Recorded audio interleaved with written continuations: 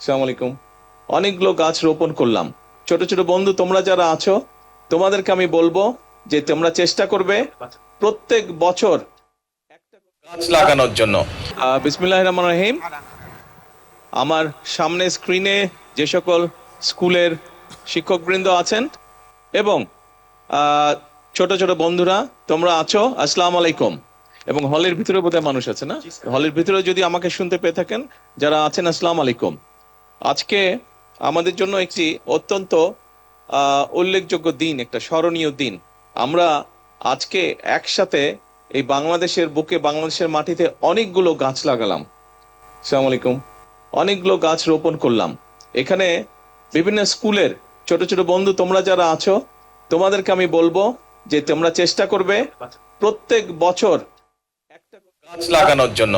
সেটি তোমার স্কুলে হোক, সেটি তোমার বাসার আশেপাশে হোক, যেখানে যেখানে মনে করবে একটি গাছ রোপণ করা যাবে, তোমাদের সকলের কাছে আমার অনুরোধ, একটি করে গাছ রোপণ করবে।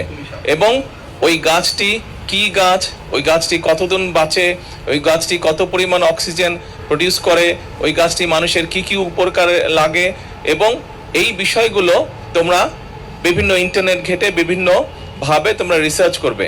তাহলে প্রতি বছর তুমি একটি গাছ সম্পর্কে জানতে পারবে, এবং তুমি যেরকম গাছ সম্পর্কে জানতে পারবে, ঠিক একইভাবে তুমি দেখবে যে গাছগুলো যখন বড় হবে, সেটি তোমার স্কুলেই হোক, সেটি তোমার বাসায় হোক। যদি স্কুলে বড় হয়, দেখবে যে স্কুলের সব বন্ধুরা যখন খেলতে খেলতে ক্লান্ত হয়ে যাবে, ওই গাছের ছায়ার নিচে তোমরা সুন্দর করে রেস্ট করতে পারবে।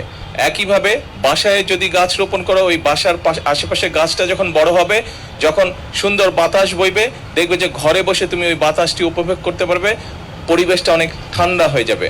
আসো আমরা সকলে মিলে চেষ্টা করি আমাদের এই বাংলাদেশটাকে আরো সবুজ করে গড়ে তুলতে। আজকে তোমাদের সবাইকে আবারও ধন্যবাদ জানাচ্ছি। আসসালামু আলাইকুম।